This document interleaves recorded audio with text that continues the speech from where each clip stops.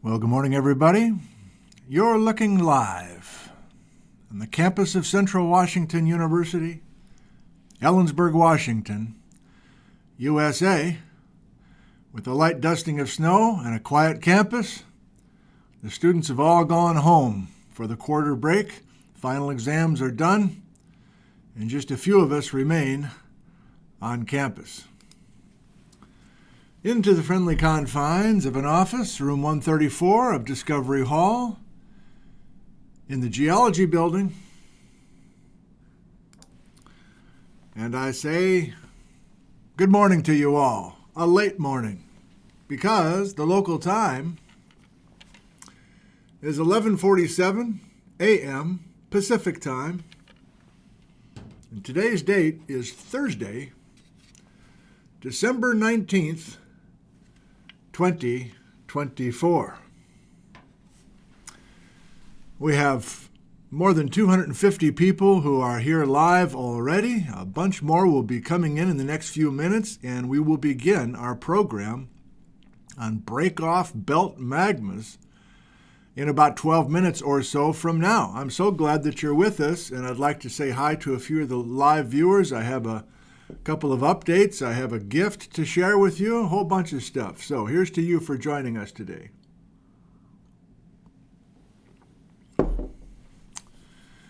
I think I already saw some loud and clear reports, so that's a great thing. And let's just go ahead and say hi to a bunch of you, and then we can do a couple other little knickknacks here and there. Tri-Cities, Washington, Florida, Bay City, Oregon, University Place, Washington. There's Pat from sunny Natchez. Hello, Pat. And Sharon from Malaga, and Kelly from St. Louis area, Missouri. Adele is in Disco Park. Hello, Adele.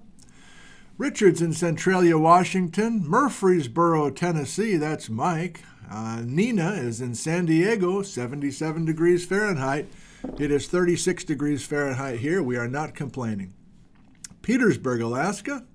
Camino Island, Washington, Edgewater, Florida.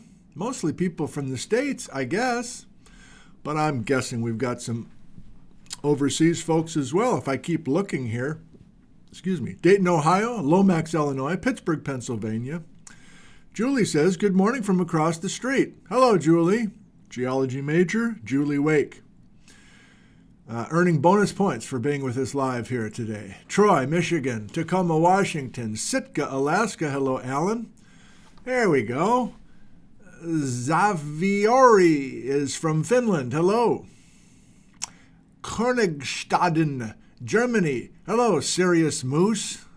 I love seeing new places and new names, at least new to my brain. A few more, and then I'll update you on brains.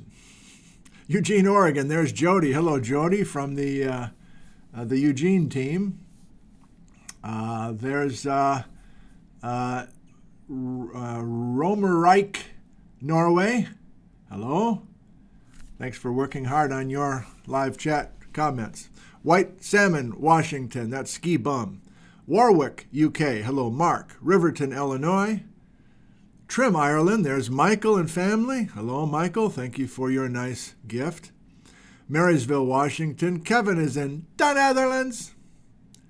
Sipe is from the Netherlands. The Shire, Cheshire, Connecticut, says Bill. Palantine, Illinois. Kevin, just south of you in Hermiston, Oregon. Great. Patrick's in Elko, Nevada. Kirk is in Göteborg, Sweden. Kyle says, I'm in Hillsboro. Don't tell my boss. Your secret is safe with us. Leslie's in Boxborough, Massachusetts. Hello, Leslie. Okay, a couple of quick things. So I just got a visit from a coworker named Carrie, and she was at a conference in the Tri-Cities, and at some point somebody figured out that Carrie is a geology professor at CWU, and the guy says, hey, would you get this gift to Nick? So she's like, sure. So Carrie's been sitting on this gift from Dave, I think.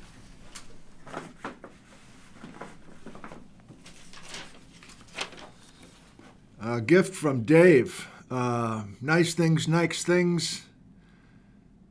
And Dave said, when I saw this, I thought of you. So can you guess what this is? Number 1.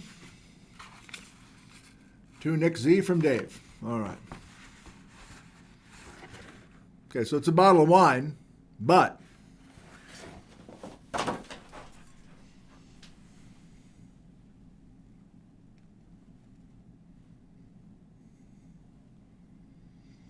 J. Harlan Brett's Glacial Lake Missoula Wine Company. I thought this was a joke, or like Dave did this kind of like with his own home printer or something, but apparently this is legit. Produced and bottled by the Glacial Lake Missoula Wine Company in Blaine, Washington. That's a long way away from the channeled Scablands. glmwine.com. So thanks, Dave. Somehow I didn't know about this place making their the Denier. All right. So my instinct is to bring that home and share it with Liz. But Liz is not able to drink alcohol, and Liz is not able to do this, and Liz is not able to do that. But so many of you have been emailing me and asking for an update. Let me do it real quickly before we begin. I think most of you by now know that there was a serious brain injury with Liz last month, and here we are a month later. And Liz has been home for 2 weeks now. And one of our boys, Sam, has been home. He's not an actual nurse. He's just acting as a nurse now. And he's been doing that the last 2 weeks. And Sam and Liz have always had a special connection, but now they really have a special connection because they're spending every day together. And again, I've said this before, I have been... it works best when I'm out of the house and the two of them can communicate and speak their special language. So my report is, my update is the progress continues to be excellent. Liz is now walking longer and longer on her 2 walks per day with Sam, and even navigating snow and ice on their walks. And now Liz is strong enough to take walks with some of her friends, sometimes without Sam. And she's been to the high school to visit a couple of coworkers, including John, the guy that called 911.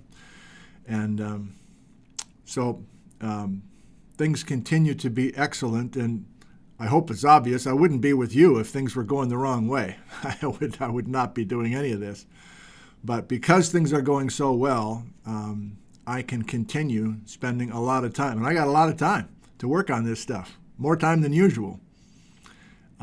So my roles at home are important roles, but they are short, concentrated bursts. And then my main gig is to get out of there. So that's the update. Happy to report that. Thanks again for all of your prayers. Many of you, serious amounts of prayers on our behalf. It's very meaningful to us, and all the warm wishes as well. Okay, a couple more hellos, and then we will. I'll take my little walk and get ready. A unique show today. I will explain. Where are you viewing from? If I haven't said hi to you yet, from the blue skies of Montana, there is Wardogheim. And a bunch of comments about Liz. Thank you. Forest Grove, Oregon.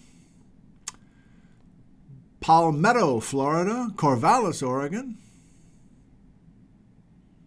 Deer Park, Washington. I believe that's north of Spokane.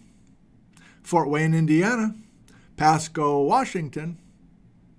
Rochester, New York. Glasgow, Scotland. Hello, Paul. Illinois Central College. Fighting through the Liz comments. Fairbanks, it's minus 7 degrees Fahrenheit, Don, and very, very dark. Of course, we're approaching the solstice, but we've got nice, bright skies today here at our latitude of 47 degrees north of the equator. Elma, Washington, Fairwood, Washington, Kingsgate, Washington, Eugene, Oregon, Boise, Idaho. Jerome Lessman, Nanaimo, British Columbia. Jerome must be done with his grading for the semester. Hello, Jerome, and thank you for the delicious specialty Christmas cookies that you bake every year. Jerome sends us this beautiful box. Everybody gets excited when they see the cookies from Jerome because they have the Swiss recipes, the anise, and the cookies that I remember from my youth going to my grandmother's house. Leckerlis. What's up, homie? Nashville, Tennessee, Oslo, Norway, Snohomish, Washington. Everybody's saying hi to Jerome. And so on. Thank you. Okay, I'm going to take my walk. I'll try to stay on schedule. I'm excited about today, even though I'll save it. I'm excited about today. Thank you for joining us. Let's give you a shout out the window. And it's time for some hot mic. Hot mic. Hi, Lindsay.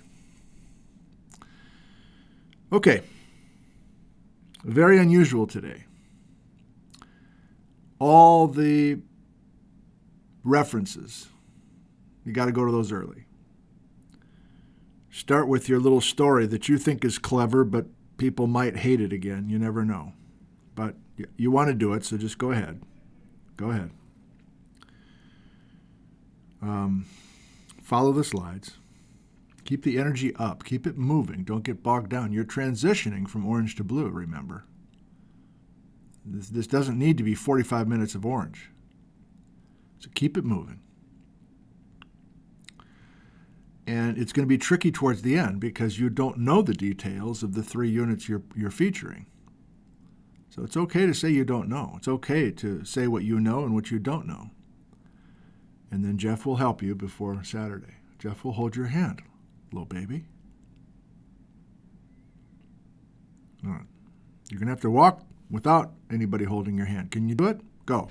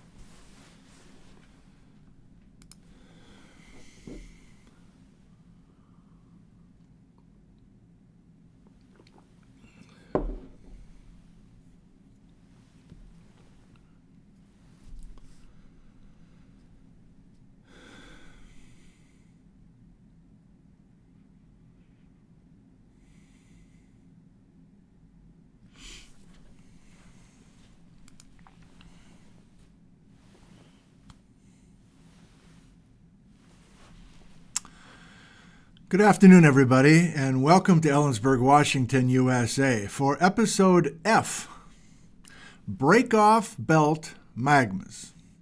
That's the title today. And you're like, magmas? Is that what you said? We're going to talk about magmas today? That's right. We're going to talk about magmas today. You're like, hold on now. Aren't you the guy that's been saying we can't start the Cascades until we do a bunch of other stuff? Like, I thought we were saving the Cascade Volcanic Arc until after Christmas. We are. And you're like, okay, well, where are these magmas? Are they out on the Olympic Peninsula or something? I'm like, no, they're in the Cascades. And you're like, what? I'm confused already. We're going to look at magmas. We're going to look at lava flows and plutons that are in the Cascades. Yes. But it's not the Cascade Volcanic Arc? No. So that's the crux of the first part of this. I need to graphically show you the difference between a Cascade Volcanic Arc set of magmas, which start 46 million years ago and continue to this afternoon, and these things called Breakoff Belt magmas, which are too old for the Cascade Volcanic Arc. And there must be some sort of tectonic explanation for them. And since I've got you here, I don't think you're going to read about the Breakoff Belt magmas anywhere. I don't think you're going to find a website that's got all sorts of narrative talking about it. I don't think you're going to find a college textbook. I don't think you're going to find Cascadia. I mean, if you go to a classic textbook from the early 1970s, 50 years ago by Bates McKee, he's not talking about the Breakoff Belt magmas. I mean, there's an idea for Saturday. Maybe I'll see what he actually says about, maybe he actually talks about a few of these lavas in the Cascades and assumes that they're from the early days of the Cascade Volcanic Arc. But they ain't. They are not. And so we've got an inside scoop from an inside source.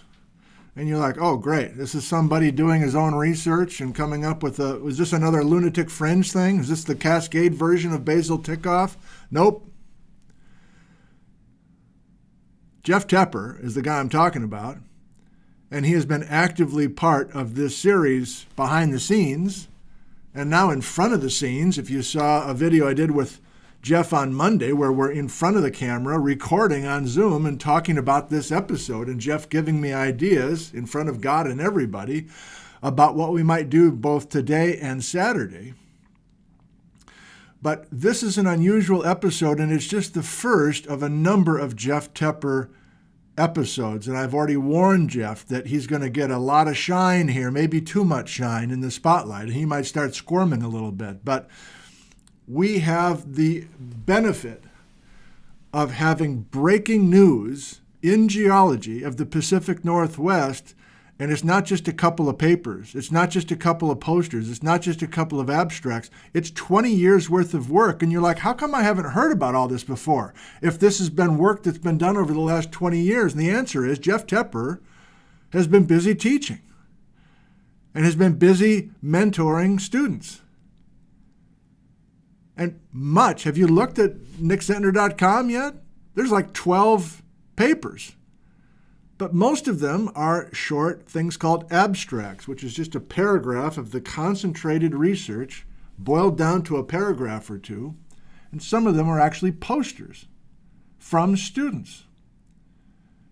And so it's a rare chance. And I knew we were going to get into Jeff Tepper land once we got into blue, and we are transitioning from orange to blue today, from the 50s to the 40s today. But I didn't know we were going to go this hard, but I think we are because of the heavy lifting that Jeff has done for us. So, Jeff, I promise I'm not going to just talk about you nonstop, and Tepper is not going to be a drinking word for the next month, although it could be if you have a problem. What? So, I think I want to go to some slides to set the hook even more, if that didn't do it for you. Then we're going to go to some resources that I want to make sure that you know how to get to.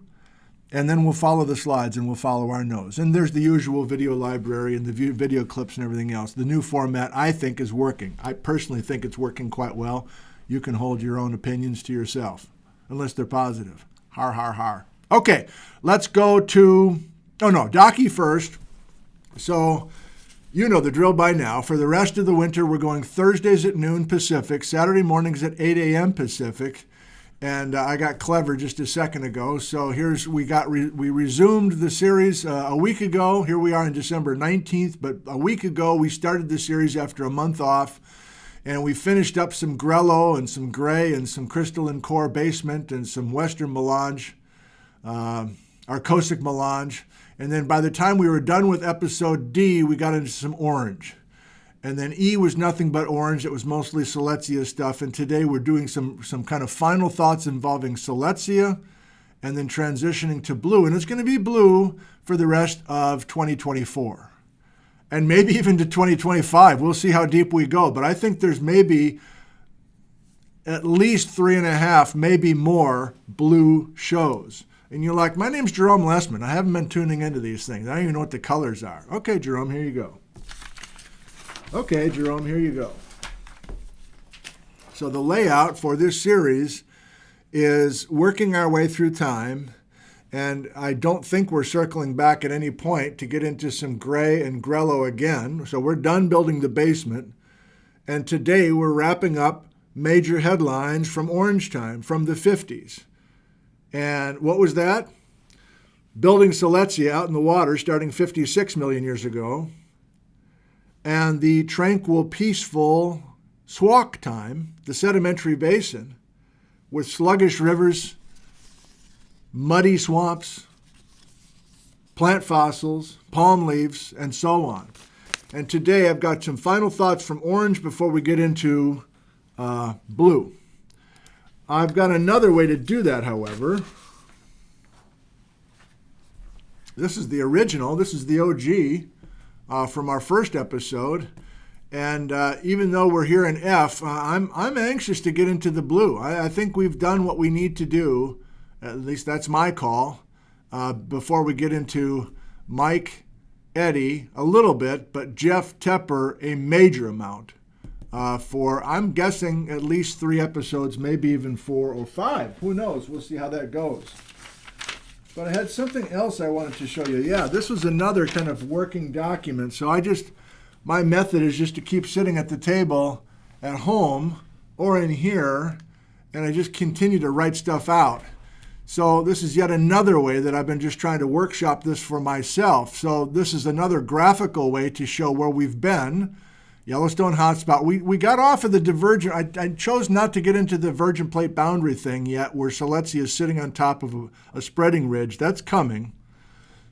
But you remember in our last episode, we had rivers earlier than 51 million years ago flowing west, and then in its abrupt about face of the rivers flowing east because of the accretion of Siletzia.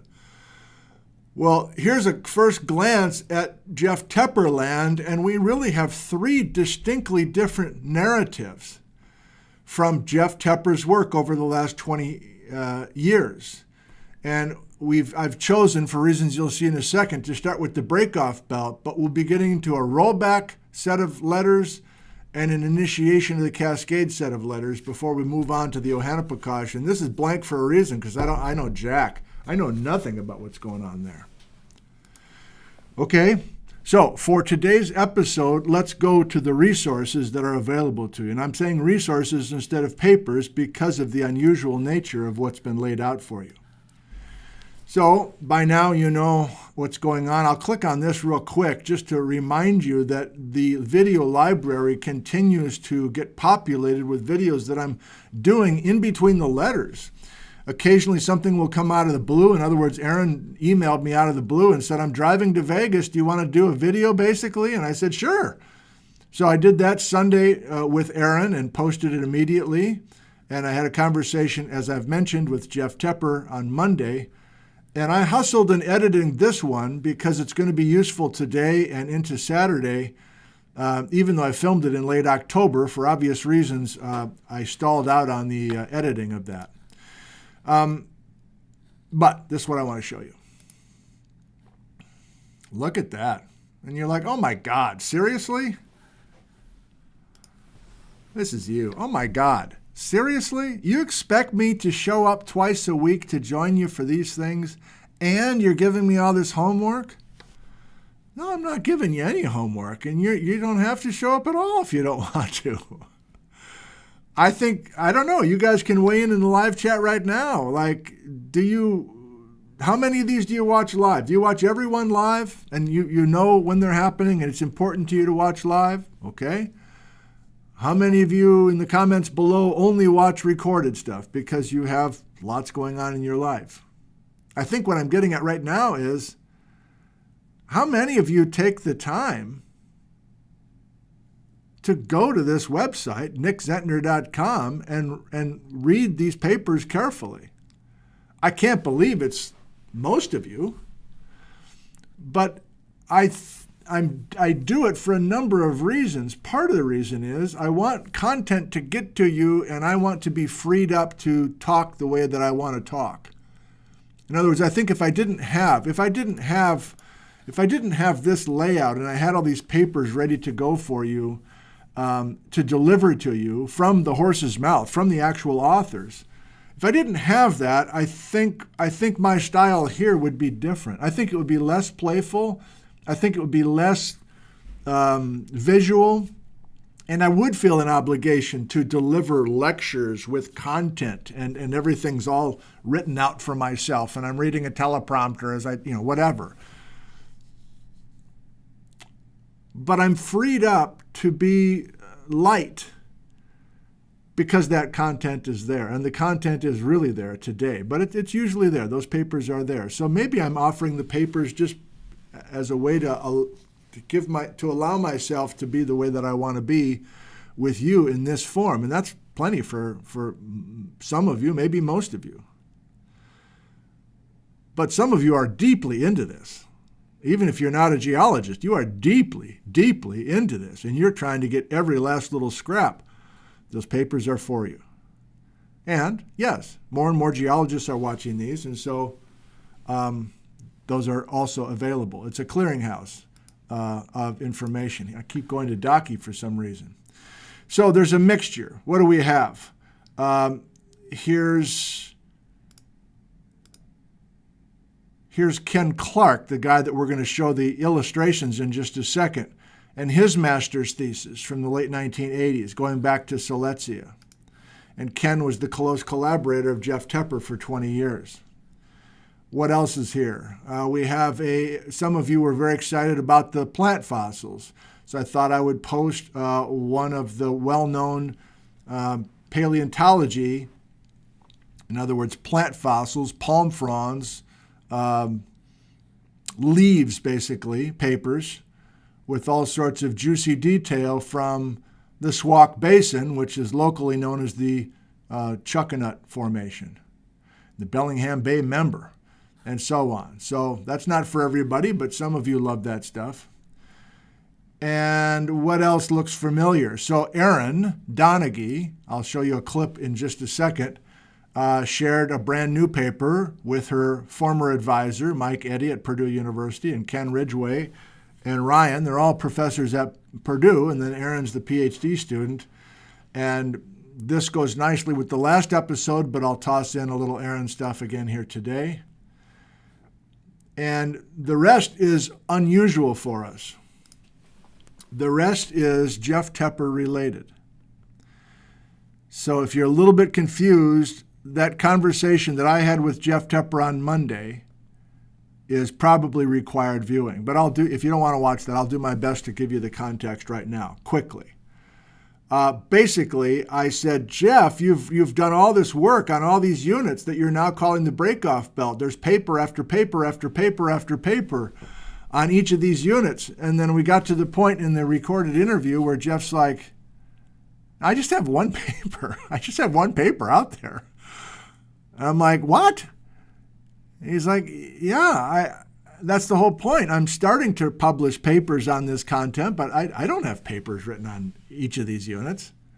And then we quickly realized that we were talking about abstracts and posters that I had seen and not papers. So let me give you an example of what's on my site, and then I want to take you to Jeff Tepper's site. Jeff Tepper has a website as well. So here's an example. We're going to be talking about the Silver Pass volcanics. And here's an abstract. If you click on my site, here's an abstract by Pauline Peterson. And she gave a presentation at a GSA meeting in Portland, the one where we were all wearing masks because we were still kind of in COVID. But in addition to that abstract, there's also a poster from Pauline on the Silver Pass volcanics. And these are literally posters that are put up in paper copy. By the way, if you're a fan of this channel, if you remember me visiting a poster by Erin Donaghy, and I showed up with my gizmo and we had a conversation with her in that big grand hall. This is the meeting. This is the meeting. So someplace nearby was Pauline and Jeff. In fact, I think Jeff even photobombed the end of the Erin Donaghy thing now that I think about it. But the point is, all of this detail is here, and maybe you're like me and I go, great, I'm so grateful that those posters are there. That will be fun. And then if you're like me, you immediately then go, oh shit, I don't know how to read these plots. This is geochemistry. What's this triangle? What's this squiggly up and down? Like, I know what a map looks like. I know what a plate tectonic cross-section looks like. So that is the overarching theme of late today into Saturday, maybe even the next week as well, after Christmas, where I need my hand held by Dr. Jeffrey Tepper. And I think he's willing, to a certain degree, to help me out. At some point, he'll probably go, that's enough. You're going to have to do something yourself. But I don't know hardly any geochemistry. Terrible grammar. I'm weak in geochemistry. I'm weak in igneous petrology. And by the way, anytime I say that, occasionally I'll get emails from people and they go, why do you keep saying that? Like you don't know anything. Like you've been in geology in Washington for the last 35 years. Why do you keep saying you don't know anything? And the answer is, in many areas in geology, I don't know anything. That's not an act. I'm dumb as a post with many areas in geology. I just choose to admit it, as opposed to pretend I know stuff. It just frees me up. But because I don't know anything, I can get my head right to learn. And then in this forum, we just share what we know. We share what we know. We share what we learn. So I'm not going to go through each paper right now, I don't think. But I just want to let you know that for this episode, I've chosen 3 Breakoff Belt magma units. The Silver Pass volcanics, the basalt of Summit Creek, and something called the Teanaway Formation. And there are a bunch more in the next episode and beyond. But that's your backup. That's your backstory. That's your insurance policy and so on. And then I want, before I forget, this is jeffreytepper.com. jeffreytepper.com. And if you type it in properly, you'll get to this. Jeff has built this website to showcase his work as well as his students' work. So you can, if you get here, and I hope that you all go here at some point, there's plenty. But I want to click on student research. And Jeff has taken the time to let you know that he's been at Puget Sound, University of Puget Sound for 20 years, supervised 55 undergraduate theses projects. You see how busy he's been? And this is where I got the abstracts. I clicked on each of these, and there's plenty of student projects that will not show up today. They will not show up next week. Some of these won't even show up in the entire alphabet this winter. But they're all here. And I think, why not? Here are all of Jeff's publications, his papers. Some of these we're going to be featuring in a major way, but some of these not. So, you see what I mean? It's Tepperfest around here, and he's a modest guy, but he doesn't need. It's important to showcase somebody who has done such meaningful work. and it's so new that I think most of us will get a lot out of it. I don't think anybody in these next few Tepper episodes are going to go, yeah, I know all that. I heard that in high school. You guys don't know anything new? No way you're saying that from these episodes here. Okay, circle cam. Let's go to some slides. And I really intended to do this right off the bat, to be honest. With that verbal hook, I was going to go right to these slides, but I got sidetracked for whatever reason. So I want to do it right now. So if you're funky if you're just fuzzy, funky, whatever F word about what the Breakoff Belt magmas are, let's use Ken Clark as a conduit and using his beautiful gift as an artist. So most of these were featured for the first time in the Tomanowos Rock video this summer with Jeff Tepper, but we're not going to Tomanowos Rock yet. So that's a volcanic arc story, which we have to wait on. Olympic Peninsula, we've built it. Silesia, that's orange time. Here's our volcanic arc of the Cascades and our suture between Silesia to the west and Grello, western Melange Belt to the east, is somewhere buried here in the depths of the Puget Lowland. You've seen this a number of times. This is a classic look of the Cascade Volcanic Arc. When does this picture begin? 46 million years ago. But today and Saturday, and really we're not going to get to 46 million years ago until the new year at the earliest. Review. 56 million years ago, orange time, we are building Silesia quickly with the Yellowstone mantle plume. There is not a spreading ridge on this cartoon. That's fine for us now, but we will eventually make sure to get a spreading ridge in there. And then 51 million years ago is our big date. If you recall from last episode, 51 million years ago, this thing hits, it accretes, and the Farallon plate, which is subducting through this whole story, something's going to happen to the Farallon plate. So far, with the Ken Clark illustrations that are so pleasing, elegant, and beautiful, so far we have not introduced the Breakoff Belt. Are you ready?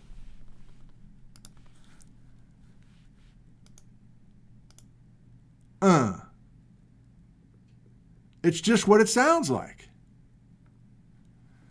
The accretion of Silesia means we are adding a major piece of real estate. We're adding an oceanic plateau, which, by the way, is warm and squishy and still erupting during this time. And the plate is warm and new because the seafloor spreading center making this plate is not far off the frame. But we've done it verbally in the last episode, and now we're looking at it carefully. If you accrete an oceanic plateau this big, you're going to clog the subduction zone. You're going to cause a problem. And it's going to be difficult to flush this thing down through the system. It's going to get lodged in here.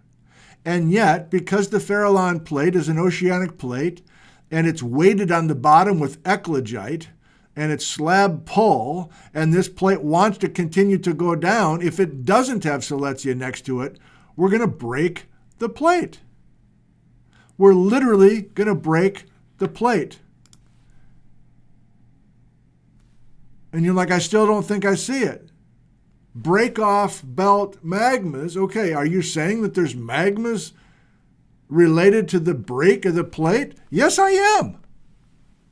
I don't believe you. I'm going to break the plate, and hot mantle is going to surge through the gap and make magmas come up through Washington and I guess Oregon inland of the Silesia suture. What's that look like? It looks like this. So let's slow down. You're going to be sick of this one. It's got Christmas colors on it, by the way. You're going to be sick of this one. But this is our roadmap for late today, into Saturday and maybe beyond Saturday, maybe a week from today as well. So let's get right to it. Please notice that our well-known by now Selachia suture, which extends in the subsurface. Megan Anderson, the geophysicist, tells us that north of Seattle, it looks a little different than south of Seattle, but more or less, this is the boundary. And green is really orange for us. This is the crescent basalt. You feeling comfortable there? First thing to notice, look at the trend of our suture and look at the trend of these magmas. Tepper says, I've been working with students for 20 years.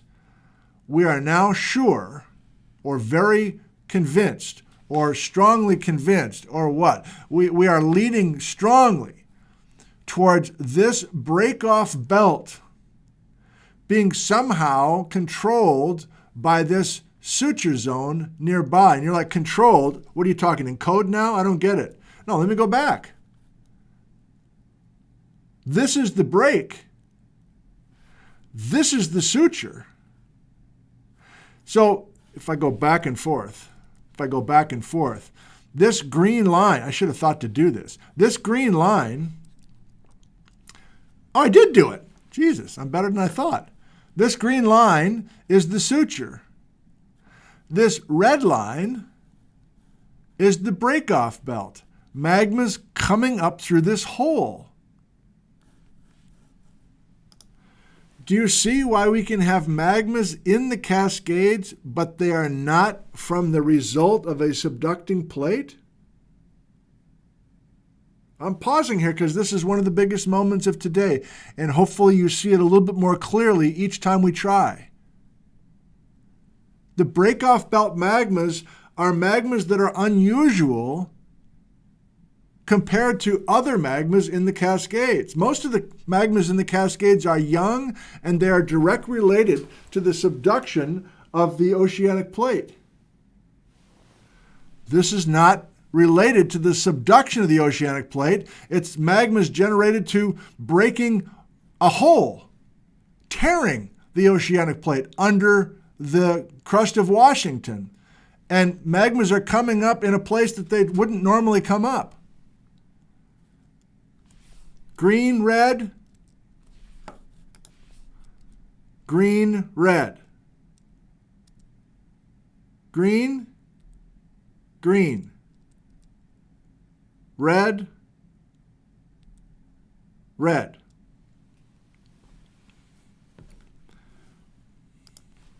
I hope you have it. We're going to move on. And please notice that all of these ages of these magmas are older than 46 million years ago.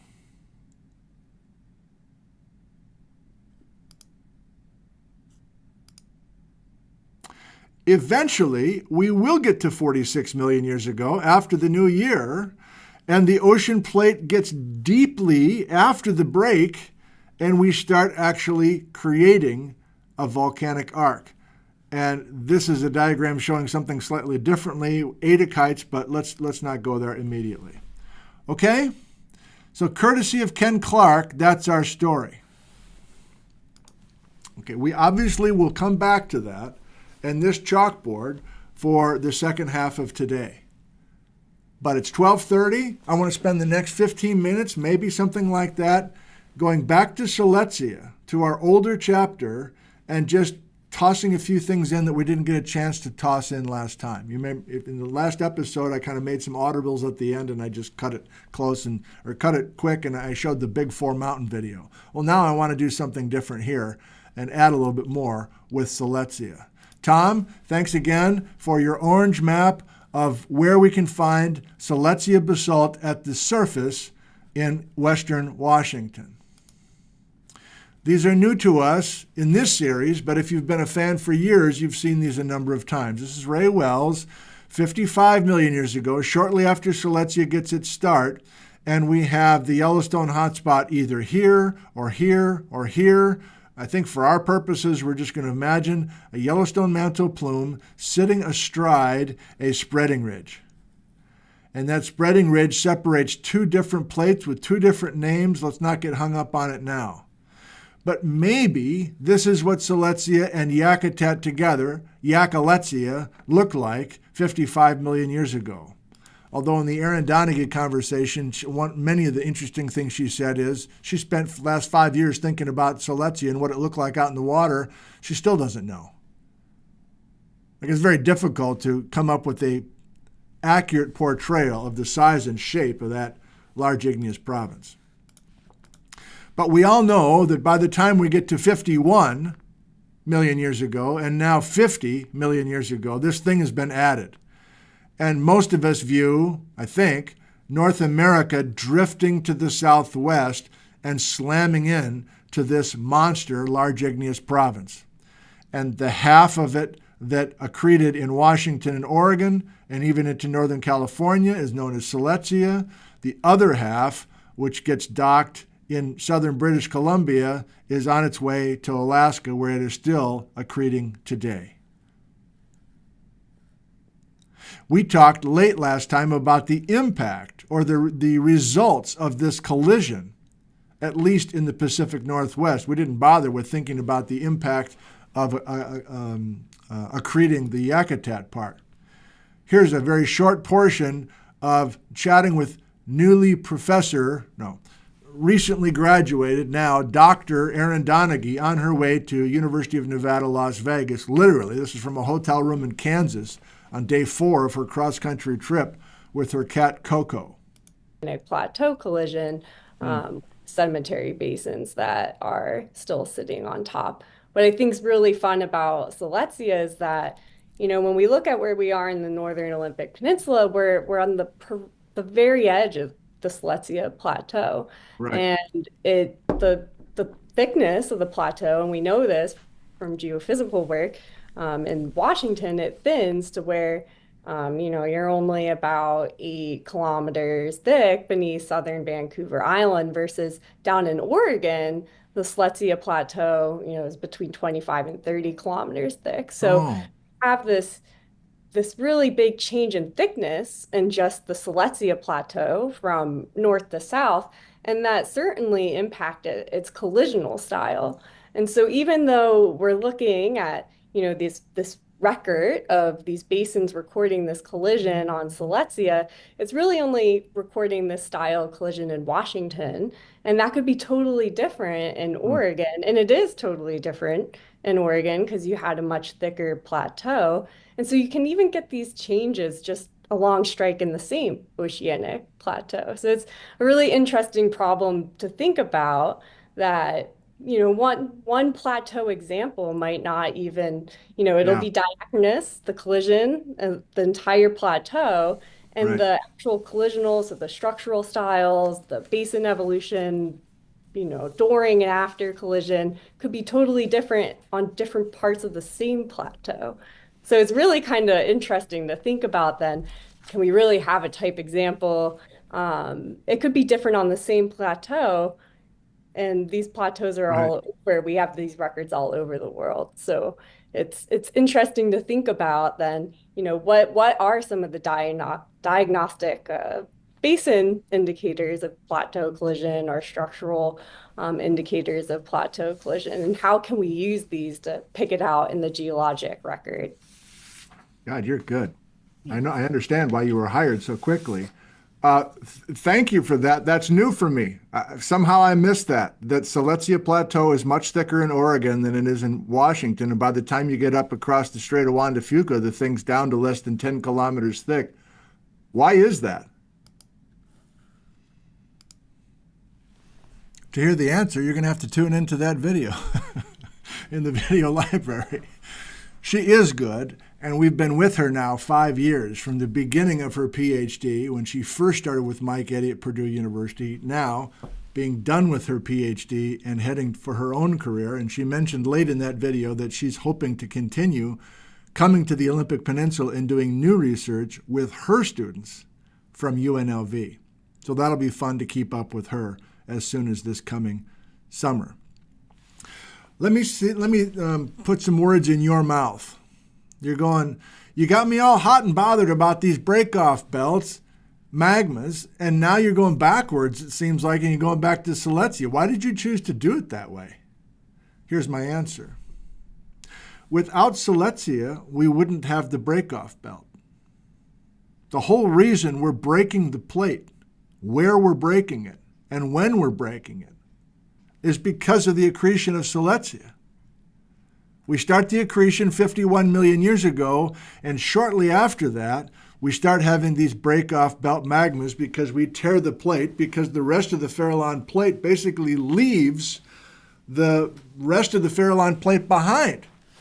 Like the part of the Farallon plate that still has this massive large igneous province sitting on top of it is left behind, and the part of the Farallon plate that isn't encumbered by that large igneous province breaks away and says, see you later. We're heading to the lower mantle. That's why we're doing it this way and circling back to Silesia. Another image, nice and clean, and we are all interested in the impacts or the effects or the fireworks that happens inland of this accretion. I don't think we're going to go into it that far in depth, because we've done that in past episodes and past series, plural, and we can go all the way to the Dakotas with those chalice magmas. I don't think that's our choice here. This is from Mike Eddy's work, and he has Silesia accreting, and then he's showing us all of the folding. This is a new way to think about do you remember late last time, the Big Four Mountain and our chert pebbles and our taking those horizontal layers and making them vertical? That's all of this folding that is happening inland, but Mike even points out that within Silesia itself there's folding. So there's damage to the thing that hits us as well as us. Just a lot of damage. Never mind the breakoff happening underneath. Damage to the plate. This is Dan Coe just saying, look, you can take an image like this from the Bellingham area and be underwhelmed, and then you can be overwhelmed if you use LiDAR to show this beautiful folding in the Chumstick, which is part of the Squak Basin. I meant to show it that way last time. I forgot the before shot. This is also from last time. There's our suture. And today, Jeff Tepper is saying our Breakoff Belt magmas are in here. And Jeff, I think you're with us live. Jeff, isn't it a cool thought that there should be Breakoff Belt magmas in Oregon as well? Why wouldn't there be Breakoff Belt magmas in Oregon? But we don't know any of them because they've been buried by younger stuff. At least in portions of Washington, we've had enough uplift to get that old stuff to the surface. That's back to the ugly Russell Ranch story. I think I'll say it right now, I wasn't planning on this. I think one of the most interesting questions this whole winter that I doubt we will get satisfaction on, but I'll ask it anyway. I think we should keep wondering, when are we uplifting and why? In the Cascade Volcanic Arc, when are we uplifting and why? And how many different chapters of uplift are we talking about?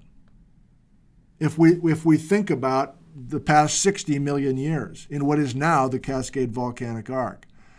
And I think that's an important question. I think some of you already know why it is, but maybe I can convince a few more of you that it's an important question. That uplift will just always be in the back of our mind because we can only see what we can see at the surface. We can only map what we can map, what we can get our boots to and bang on the rocks. And there's an example. We're going to learn all sorts of Breakoff Belt magmas in the next show and a half at least, but they must be down there in Oregon as well, parallel to the suture of Silesia, but not one lick of those Breakoff Belts magmas in Oregon are at the surface, I don't think. New thought right there. Okay, we've got it now. We know where the suture is. I think we're maybe ready. Here's an old-fashioned diagram showing exactly the same message of today. Bring in a large igneous province, accrete it, choke the subduction zone, break the plate, here's where our Breakoff Belt magmas are going to be coming to the surface prior to the Cascade Volcanic Arc. There it is again. Okay, so here's a teaching choice. I wasn't sure until this morning how I was going to do this, but I we'll see if I like the plan. But here is the plan, whether I like it or not. I'm starting with the three. First of all, how many Breakoff Belt units does Tepper have with the work of his students? 1, 2, 3, 4, 5, 6, 7, 8, 9. And you can even throw in the Tainum andesite, I guess, which is 10. So there's 10 units. And these are the ages in millions of years. And if you've missed it, the dark red, the bright red, is the Breakoff Belt. I'm choosing for the rest of today to look at the basalt of Summit Creek, the Silver Pass volcanics, and the Teanaway basalt, at least at its most cursory level, simply because I visited those three things this summer and this fall. I haven't been to those other units, so I got nothing to show. So I think there's two things at work. I'm doing those three units. That's what's on the chalkboard, right? I'm doing these three things on the unit simply because I've been to them, and I have a couple of things to say and a couple of things to show you with the new format. Video clips, in other words. But I think there's more that we can say on Saturday about these three units, plus these other 7 units that we will eventually get to. But another improv thing. With the exception of the basalt of Summit Creek, which is important to the Goat Rocks project, with the exception of that, I think these next few letters from the Tepper trilogy, there's 3 chapters basically devoted to Jeff Tepper, I think we're straying from both the Goat Rocks and the Spirit Lake Pluton projects. And you're like, thank God, I'm already getting tired of those guys. Hannah Shamloo, boo. Mike Eddy, I'm tired of them. I don't hope you're not saying that. You do remember we're doing this Cascades thing this winter because of those 2 projects. Okay. But I think the middle part of this alphabet is there's not a big payoff for those 2 projects, but there's just payoff for me and you. Especially me, who's been bothered by all these formation names, as I've said before, and I never knew what to do with them. I didn't know their significance. I'm starting to see their significance, and it's really fun to see those connections. Didn't have them before. Okay. I'm still not ready to go to the Breakoff Belt. Sorry. A little bit more from the Silesia. So what does the Silesia basalt look like? Can you see it at the surface? Yeah, you can, according to Tom's map with all that orange on the Olympic Peninsula. So here's old Whitey back in 2019, pre-pandemic Whitey. And this is up on Hurricane Ridge Road. And I had the videographer with me from CWU named Chris Smart. And, if it's a beautiful evening and you're in a national park and you've got a big camera set up, you got people from New York that come over and say, well, you must be somebody. Who are you? And I'm like, I'm Nick Zentner. And they're like, never heard of you. But let's take a picture anyway. We have no idea who this guy is. But come on, gather around, kids. Let's take a picture. What's your Ned Zinger? Is that what it is? Hey, cheese, say Ned Zinger. Of plate tectonics in the 1960s, these mountains were a big mystery. We now have a very clear picture on how the Olympic Peninsula was created from scratch over the last 50 million years. The Hurricane Ridge Road from Port Angeles climbs more than 5,000 feet into the heart of Olympic National Park. The 18-mile road ends at a visitor center with absolutely jaw-dropping views of the non-volcanic Olympic mountain range.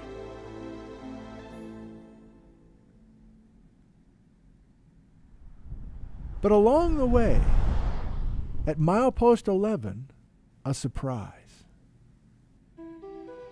Well, wait a minute now. This is basalt. Hurricane Ridge is made out of basalt. These are like the lavas of eastern Washington. But there's a specific difference. This lava is 55 million years old, and much of it is round like this. You see, these are pillow basalts. And pillow basalts are a specific rounded form that form when the lava crackles and flows out into the Pacific Ocean. So we're thousands of feet above the Pacific, but these pillow basalts tell us that this is an ocean story, and then these lavas got added along with all that deep sea sediment that we were talking about moments ago. Hurricane Ridge basalt, these pillow basalts are perfect along the road up to the top of Hurricane Ridge. The basalt of Hurricane Ridge is a major part of the story. It wasn't just all right. Groovy map. Can't remember who sent it to me. Thank you. Here's the Cascade Volcanic Arc, but it also is the same place that we have the Breakoff Magmas. Here's where we just were on Hurricane Ridge, climbing up from Port Angeles. Port Angeles up to Hurricane Ridge. Beautiful road, beautiful pillows. I don't know if I even said it in that clip. The pillows form when lava erupts underwater, in the ocean in this case. I got so preoccupied with the Jeff Tepper student stuff that I forgot to get to the Andy Miner master's thesis, if you remember last episode. So I'll try to get to that at some point, but this is one figure from the Andy Miner Silesia master's thesis here at CWU back in the early 2000s. Okay, finally, we make the transition. Thank you for your patience. We're making the transitions now. We're making the transition now from Silesia, orange, to Breakoff Belt, mostly blue, and Jeff Tepper. So it's appropriate, Jeff Tepper wearing a blue shirt. And this was at a regional GSA meeting in 2019, right before the pandemic. And I had known Jeff, but I spent most of the hour just staring at this poster. I was way into this poster. All this stuff was brand new to me. And I continue to be really interested. This is a quick recap of how Jeff Tepper went to the University of Washington. He was in the Cascade Volcanic Arc for his PhD and his master's, I think, as well. And then Jeff left the Pacific Northwest. Then he returned to the Pacific Northwest to start at UPS in 2001. And Jeff assumed that he would just continue with the Cascade Volcanic Arc rocks for all of his teaching to kind of, for the next 20 years. But this little paragraph tells a story about how Jeff got interested, surprisingly, into far older pre-Cascade Volcanic Arc rocks. And so he's been pre-Cascades for much, not all, but much of the last 20 years. An area where not many people have been working. And I'm hoping that you can see the value in all of this Eocene study. Jeff Tepper. The Adakite in Ken Clark's master's thesis map area was a very significant rock for me personally.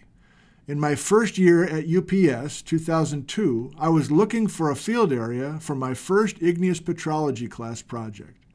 At that time, the class was taught in spring semester, and in January was obviously not a time to look for Cascade projects, so Ken suggested we could find some rocks in his master's thesis out on the Olympic Peninsula. One of those rocks was a hornblende andesite dike, which I knew was out of place that far west, but neither Ken nor I had any idea it was an Adakite, and I'm not sure I even knew what that was at the time. However, serendipitously, 100%, as part of a paper reading assignment, I had assigned one student in the class the original Adakite paper to read and summarize to his classmates. That's when we realized Ken's andesite was an Adakite. That one sample, picked up among the ferns in a very wet, brushy stream drainage, was the beginning of my interest in the Eocene and led to all the subsequent class projects, theses, etc. related to the Chalice event and slab rollback. Okay? So we are in this window of time before the Cascade Volcanic Arc, also known as Eocene magmas, across the entire Pacific Northwest. And there's other Jeff Tepper chapters here, but we're focusing right now on those Eocene magmas in the Breakoff Belt itself.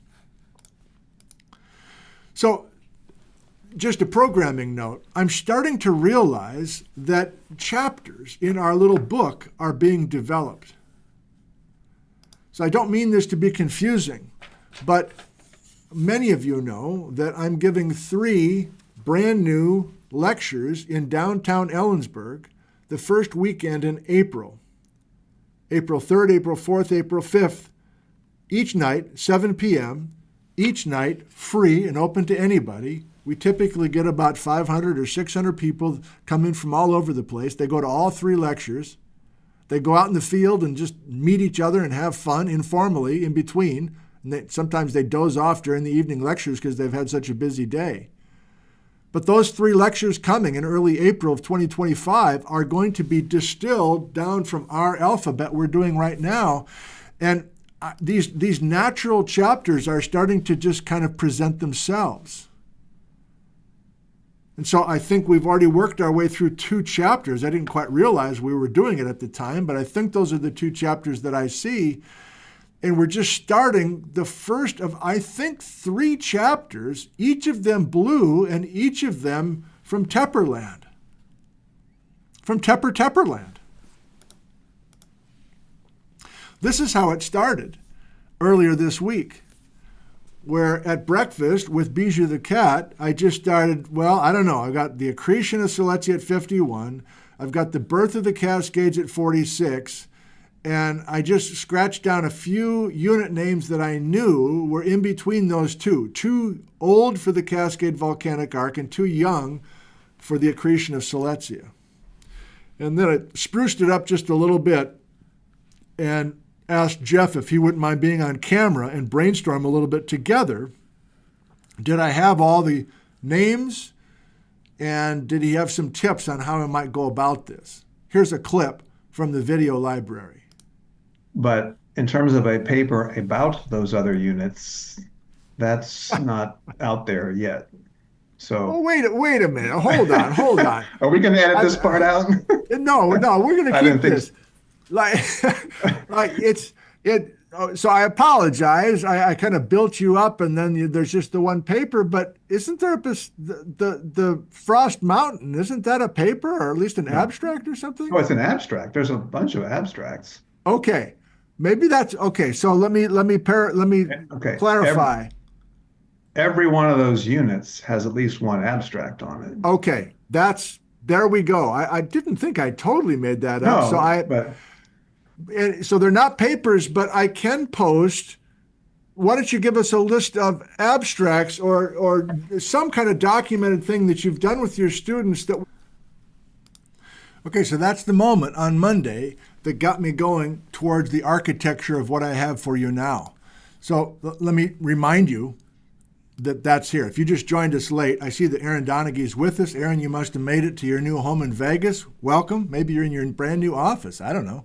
So if we go here again, these are the students of Jeff Tepper who have abstracts and posters. And there's one paper, one student of Jeff's did an abstract, but then later on, she combined with Jeff and Mike Eddy and Bruce Nelson to write one significant paper, which is the first of our Breakoff Belt magmas that we're about to look at. I'm also going to highlight this letter. And Jeff, don't have a stroke now. Jeff, I want to share the letter that you wrote to me because it lays out some of the detail that I am tentative about right now. So I hope that's okay with you that I'm sharing that letter. It's so good. So I'm going to keep coming back to this as our kind of home base. And I can't remember, but I think we're about to start down at the basalt of Summit Creek. Then we'll hopscotch to Silver Pass and Teanaway, and that's in our targets for today before we quit. We're approaching the top of the hour. I got to find a natural place to cut this one off. Yeah, But before we're done with the Breakoff magmas, I think at least somehow we're going to touch on each of these, whether it's visually through Gary Paul photos or some of the abstracts, which I've barely looked at yet, or the posters. But you're hearing what I'm saying now. These are the Breakoff magmas that are in the Cascades but are not from subduction of the Farallon plate in a volcanic arc. Each of these are from the break of the Farallon plate, and the break was responsible or was created by the accretion of Siletzia. Okay, so we're finally there. Let's visit our first Breakoff magma, and maybe I can come up with something meaningful by sharing Jeff's letter with you. This is at White Pass, and you're gonna be like, I've been to White Pass. That's US Highway 12. That place is full of road noise. How did I figure out how to get at White Pass and have essentially zero traffic? And the answer is, there was a big fire between White Pass and Yakima in August. And so the road was open to White Pass on the west side, but not on the east side of White Pass. So I figured out how to get and approach White Pass from the west early on an August morning, and I had this incredible experience of learning these units without a bunch of semis going by. I'll never forget that morning. It wasn't until 11 o'clock before I started seeing any vehicles at all. Please enjoy this first look at one of our Breakoff magmas, the basalt of Summit Creek. A local highway scale with a crumbling road and a netted outcrop, but we realize we're staring face to face with basalt, the basalt of Summit Creek, that's squirted up through here, squirted up through the Rimrock Lake inlier before the Cascade Volcanic Arc got established. So now we're down to like less than 1% of the people who think about geology driving this road. I'm walking east right now. I'm walking back towards White Pass. And those that are looking out the car window are like, okay, that lavas must be from, I don't know, is that from Rainier? Is that from Adams? It's certainly from the Cascade Volcanic Arc somewhere in the last 46 million years. You would be incorrect.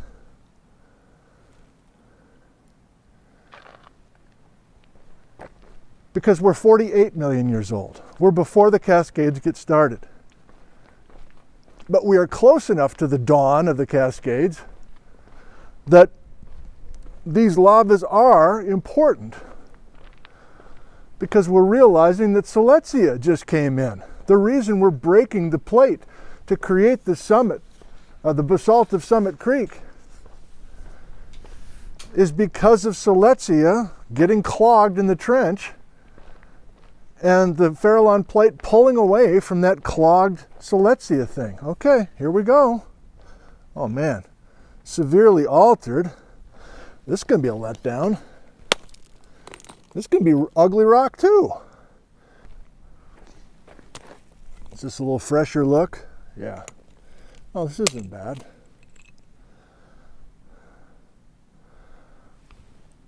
Crystal rich basalt of Summit Creek.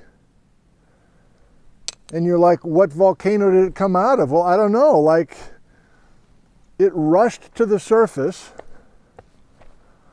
from the hot mantle, getting shallower than it should be. You remember this now?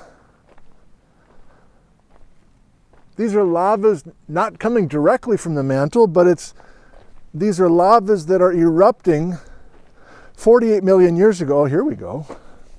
48 million years ago. Well, that's a good sound. Hi-ya!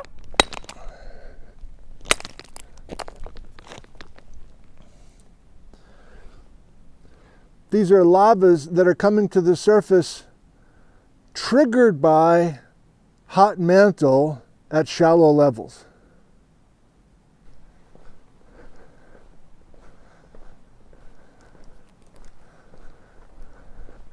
Now get get this basalt of Summit Creek in a cage, please. Net it up. So Tepper sampled here, and maybe this became a very, oh wow, another vehicle.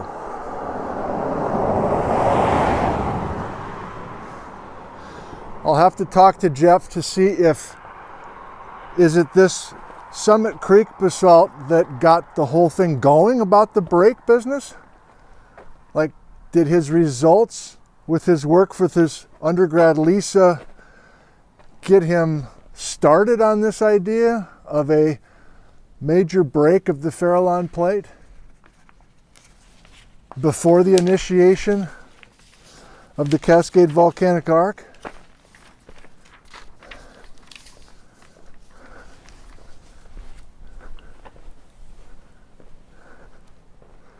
Okay. I have seen the basalt of Summit Creek in the most convenient place to see it. All right. Okay, I was a little longer than I typically like, but I wanted us to get a look at that. And there's a couple points to make before I forget. These units, like that basalt at White Pass, have been known for 50 years, maybe 100 years. And it wasn't until Jeff Tepper and his students in the last 20 years that anybody was able to show that lavas like those in the Cascades have nothing to do with the volcanic arc known as the Cascade Volcanic Arc. And you're like, why not? Why didn't they know that 50 years ago? And that's the purpose of the letter, that Jeff gives us some background and some detailed geochemistry. But the short answer is they couldn't get dates on these lavas as accurately as we can now. And by we, I mean Tepper and his students. And before Tepper and his students, detailed geochemistry and the ability to understand the geochemistry was also unavailable. There was probably expertise in that 30 years ago, but people just weren't looking at those lavas with a fresh set of eyes. But Tepper and his students did exactly that for 20 years. Let's go to the letter. I've got a printed out version of it, Docky. I've got a printed out version of this letter that Tepper wrote to me. And I want to go right to the last, the section that involves the lava that we just looked at. So as I wondered out loud in the video, I wonder if this is the first one where Tepper discovered this idea of a breakout. It is. Jeff Tepper, the basalt of Summit Creek. This is the first unit we studied. Initially a class project and then a 2013 thesis by Lisa Kant. Had previously been fission track dated by Joe Vance at the University of Washington, but the age was poorly constrained. Look at that. That age somewhere between 55 and 45 million years ago. It was known to be bimodal, which means there's that basalt of Summit Creek is part, we'll get into it later, about bimodal, but probably assumed by earlier workers to be subduction related. The breakthrough / big surprise was that these basalts were chemically indistinguishable from the crescent basalt of Silesia, which implied that no slab was underneath when the basalt of Summit Creek formed. The rocks are tholeiitic. No, I don't know what those rare earth elements are. Depletion. The slab breakoff model was born here. So here's where I start to get egg on my face. I don't even know how to pronounce certain elements. I really am weak.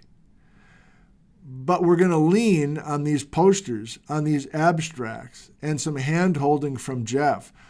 Jeff, I don't know, we might do another one of these recorded Zoom things tomorrow with the camera on, if you don't mind. I don't know. Like, I need to it's most efficient to just hear from you, I think, as opposed to you trying to coach me up to then try to remember and then screwing it up again. But we're going to get into the weeds, and there's a reason. There's a reason to get into the weeds, everybody. I don't love the weeds unless there's a reason. And we need a whole laundry list of reasons to know why these lavas in the Cascades are not Cascade lavas, if you know what I mean. If you know, you know. Let's keep going. There it is again. So we are down here at White Pass. Okay, another thought. And this is just an open question. Haley Finch is the first-year graduate student, master's thesis student of Hannah Shamloo. Hannah's back in the Midwest visiting family. I think Haley the same. But when they come back, they're going to continue to work. The Goat Rocks project is going to work on units that potentially were melted and incorporated by the Goat Rocks magmas. They sampled Haley, grad student, and Hannah and the whole Goat Rocks team. They sampled that basalt of Summit Creek. And I think they sampled the sandstone of Summit Creek, or the sedimentary rock that's also part of the Summit Creek formation. I don't know anything about that sediment. So that's, if somebody knows something about the sandstone of Summit Creek, I don't know a paper, I don't know anything. But if that's something, I think Haley Finch in her email a couple letters ago before Liz's accident, I think she was saying she's looking hard at the sandstone of Summit Creek. I want to learn as much as I can about it. So this is the only part of Tepperland that intersects with the Goat Rocks project, I think. And so that sedimentary unit, part of the Summit Creek. By the way, if we look at this map, don't you remember how thick the Swak Formation was? Remember? Before this Breakoff Belt thing, we have this huge... Oh, I'll show you a graphic. I'm not afraid. I'll show you a graphic. Come on, man. Do you remember we had thousands of vertical feet of Swak Formation between 60 and 50 million years ago, essentially? That was the Arcosic sandstone. That was the peaceful, tranquil time. That was such a dominant story. I don't think I have it, but like we were drawing Washington in side view and we had just more and more and more Swak sandstone over top of the basement. Remember? It was orange. How come it's not down at White Pass? I mean, the basalt of Summit Creek must have come up through Grello. But did it come up through a bunch of Swak? Or is the sandstone of Summit Creek just part of the Swak? That's a new thought right now.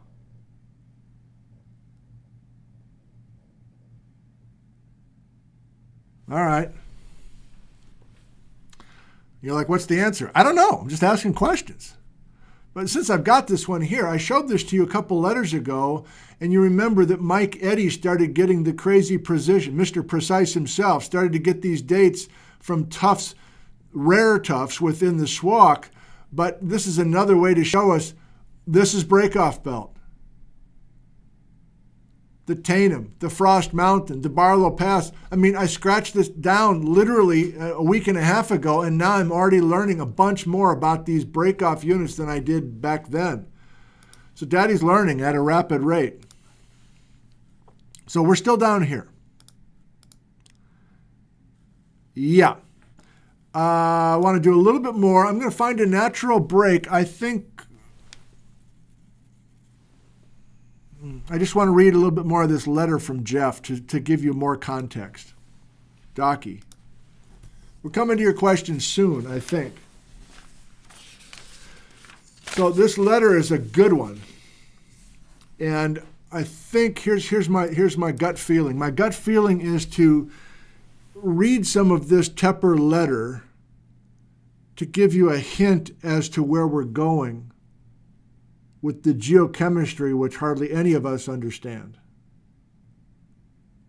But I want to give us a taste so that it's not a shock to your system on Saturday when I think we are doing a deeper plunge. with this material. Nick, the main criteria for inclusion in the Breakoff Belt are ages of the lavas between 51 and 48, geographic location being parallel to the suture of Silesia, 3, bimodal, we'll talk about it on Saturday, 4, evidence of the felsic rocks forming by crustal melting, presumably with basalt as a heat source.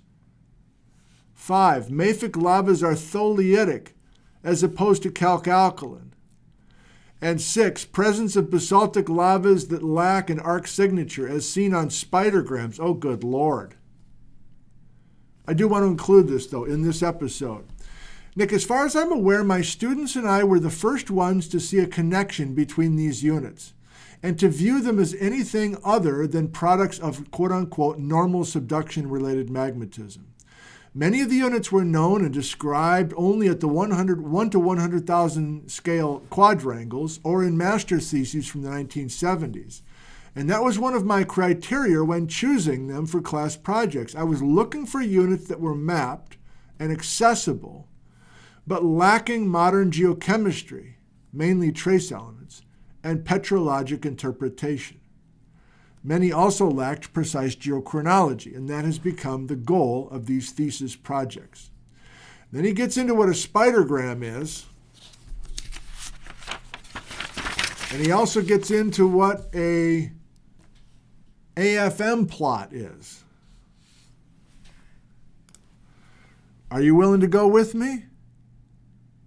If I wrap my arms around spidergrams and AFM plots, are you willing to come with me?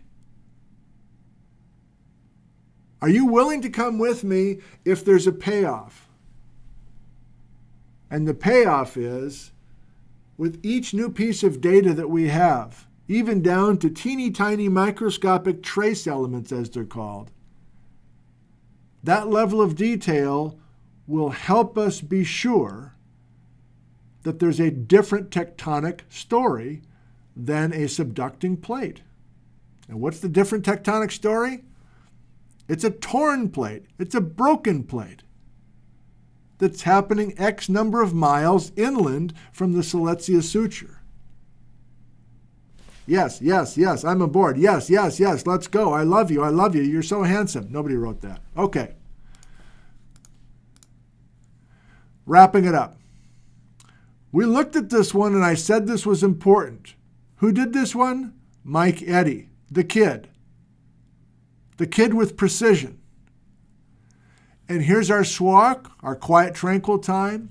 And we already emphasized that 51 million years ago, everything changes. Things change at the coast, they change the near trench, and they change inland. But look what we have now. Grays and browns. Brown, brown, gray, brown. What are these? The Breakoff Belt magmas, man. The Natchez, the Basalt of Frost Mountain, the Teanaway, the Barlow Pass. And that's where we will continue to sink our teeth. I want to do it. I think the next thing is the 2 Silver Pass volcanic videos. I want to end with those because they'll be a nice springboard for us as we get ready for Saturday. I think that's what's next. Is it? Yep.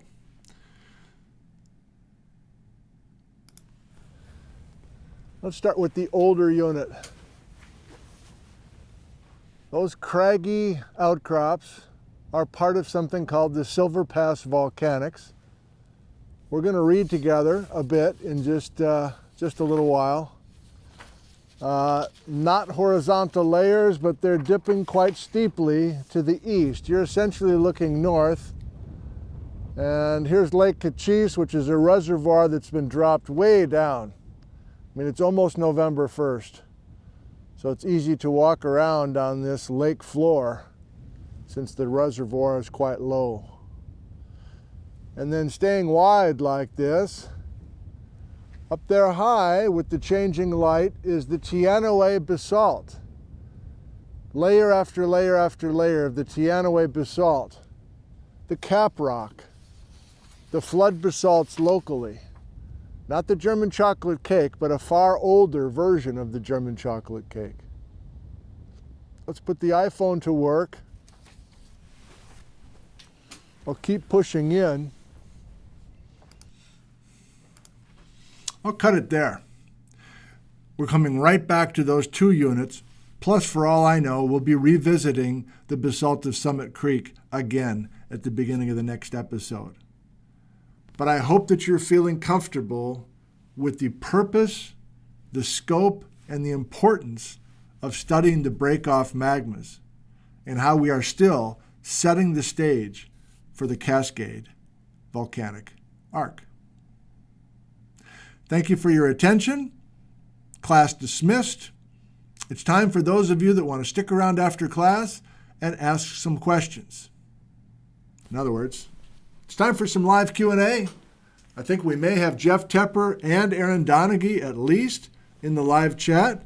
Maybe they've already been answering some of your questions, but go ahead and use uppercase, and we'll spend a few more minutes doing some live Q&A, at least collecting your questions, getting them in front of all of us, or possibly having the ability to answer a few of your questions. And we'll go from there. Chris, where was the subduction volcanic arc prior to the docking of Silesia? Chris, I asked that question for 11 episodes in late summer. And that was something I called the Idaho mini-series. And my question was, before the docking of Silesia, was there a volcanic arc in Idaho? Was the Idaho batholith the location of the old volcanic arc? And then that thing got killed, and a new volcanic arc started in the Cascades 46 million years ago. And I asked everybody I could think of tied to the Idaho specialization. Jeff Tepper, Rich Gashnig, Basil Tikoff, Gene Humphrey, Karin Siglock, Spencer Fuston, Vic Camp, Sean Wilsey. And I'm going to feel bad, but I probably forgot a couple. Those are all there on the YouTube channel and on the website. What was the answer? No. No, there wasn't a volcanic arc in central Idaho from that time, earlier than Silesia's accretion, like 52 million years ago. And I'm not sure there was a volcanic arc anywhere. Because I guess the plate was subducting at a flat angle. Disappointing answer, but everybody gave that answer, basically, for different reasons. So thanks for having good taste in your question, Chris.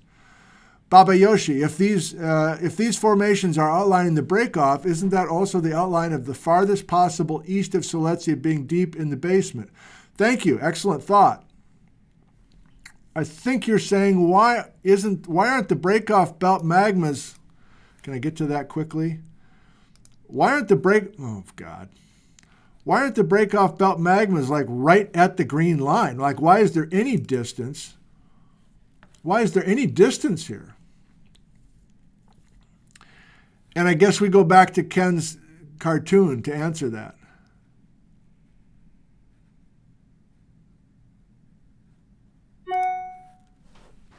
That there is an angle to the plate. And even though let's get to the green.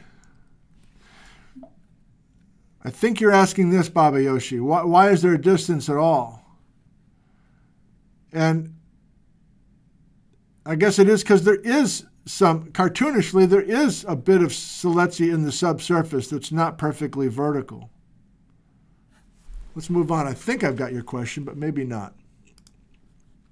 Will, maybe after Silesia hit, the rift that created it had subducted to the position of the Breakoff magmas instead of Jeff's theory.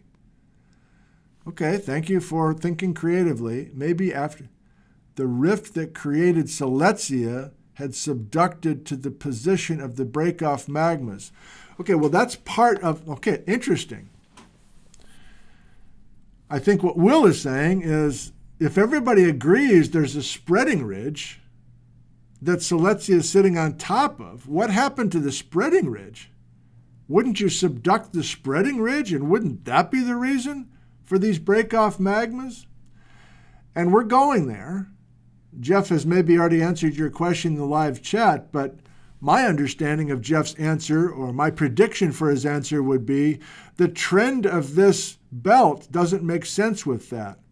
Because those that do try to plot the spreading ridge is intersecting the coastline of the Pacific Northwest, like a northeast trending spreading ridge. And it's something called a slab gap or a slab window. And so I think it's the geometry of this belt that so beautifully mirrors the Silesia suture that's the main reason that we're favoring Jeff's. But this is an environment where people aren't fighting. We're just trying to think creatively, and nobody's threatened if you come up with a different answer. And Jeff says the spreading ridge ceased to be active once Silesia accreted. Okay, well, there you go. That's one sentence. I could have just said one sentence. Jim from Lake Ashkenon, is there a different signature from subducting and active? You all love that. Okay, well, maybe we need to get into the spreading ridge sooner than later. Interesting that you all want to talk about the spread. Well, of course, John Nash wants to. If there was a sharp Paleocene angled subduction, could there be evidence? Okay, let's do a few more. I don't mean to brush you off, John, but that seems a little far afield there. For the current topic at hand, thinking about this breakoff belt. Oh, Jeff is very active in here. That's good.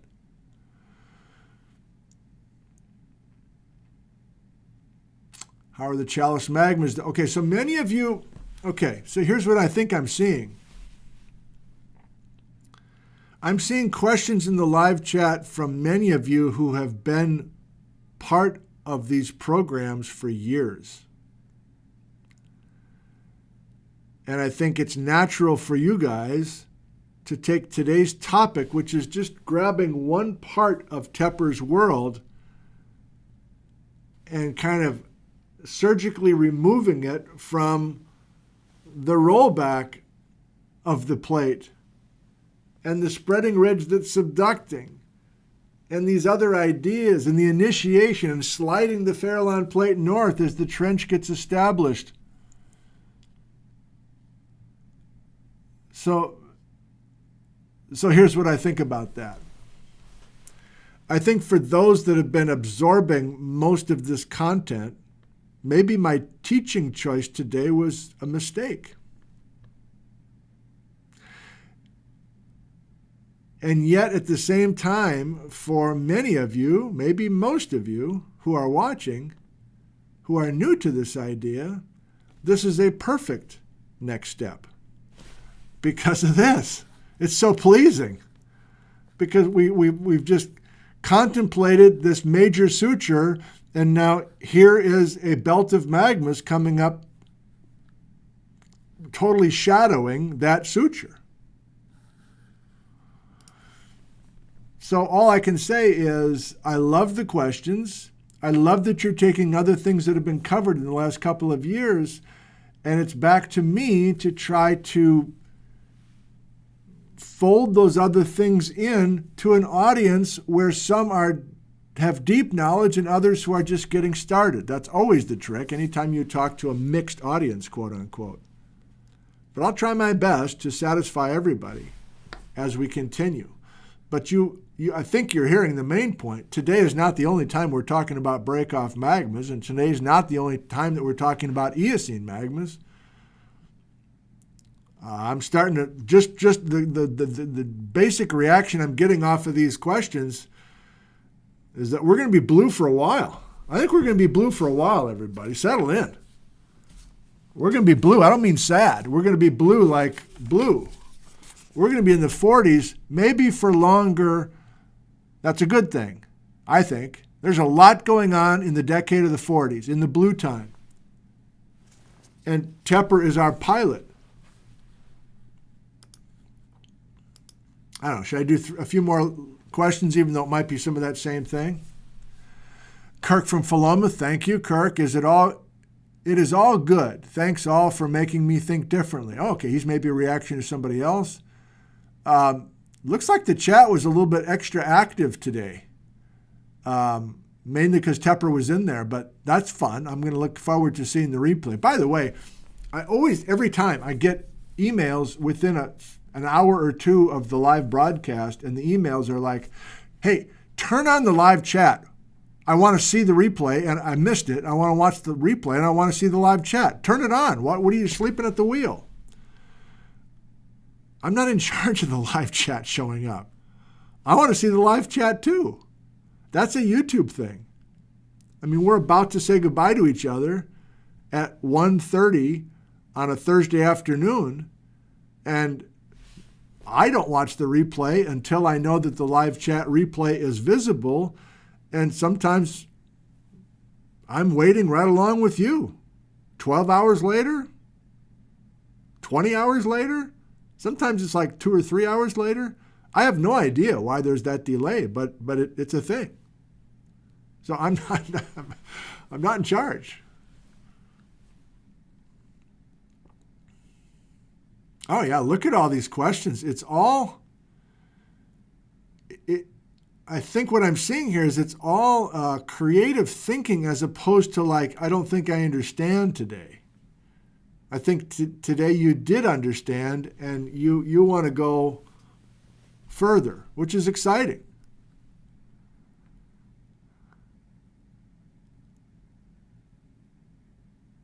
Okay.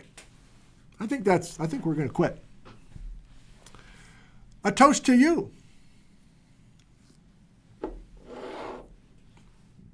Here's to you and your health.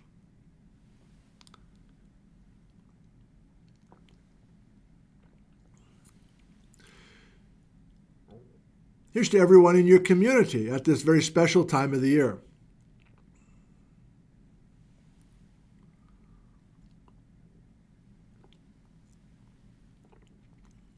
Here's to those of you that don't really have a community this time of the year. You have this community.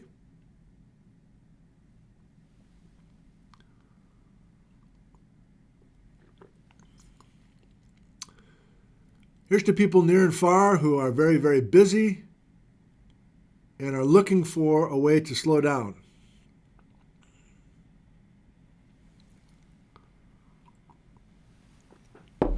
I don't know where that one came from, but it came. Okay, I think I'm happy to cut it off there. And in our next episode, which will be Saturday morning,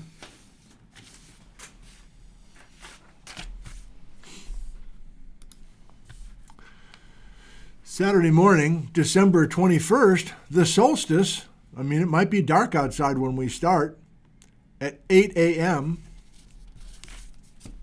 8 a.m., Saturday, December 21st, 2024, we will continue thinking about Breakoff Magmas and getting into some rather detailed geochemistry that I am confident will be fascinating and fun.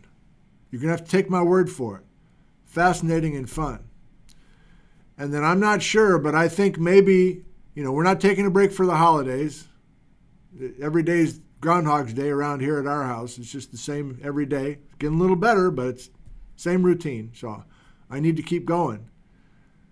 I think these two are also related to Jeff Tepper and his students' work, but will be transitioning out of the Breakoff Belt and getting into slab rollback and then ultimately initiation of the Cascade Volcanic Arc. But hey, if we don't start up the Cascade Volcanic Arc, the first show in January, so be it. We might be having a good old time with all this Tepper work, and we'll just enjoy it and not push and not try to finish. Because for all I know, most of the good stuff is in the 40s. And maybe there's not a whole lot going on in the 30s. I don't really know. But there's a chance there'll be 1 or 2 shows in the 30s. All I know is the Ohanapikosh, but there might not be much more to talk about. Or more importantly, there might not be much work Because I know Tepper hasn't worked in the 30s. Paul Hammond's done most of his work in the 20s. The teens, we're getting the Ellensburg Formation and the Columbia River Basalts. And the aughts, we're getting close to Goat Rock's time. But I don't know. If we need to be in that big of a rush, fine. But maybe the 30s in the Cascade Volcanic Arc will not need nearly as many letters as the blue time. Stay tuned to find out. Thanks, everybody. We'll give you a shot at the shelf for some weird reason. We'll give you a shot out the window. And I say thank you very much for your time today. And we'll look for some of you live less than 48 hours from now, 8 a.m. Pacific time, on the winter solstice, Saturday, December 21st, 2024. Thank you. I love you. And goodbye from Ellensburg, Washington, USA.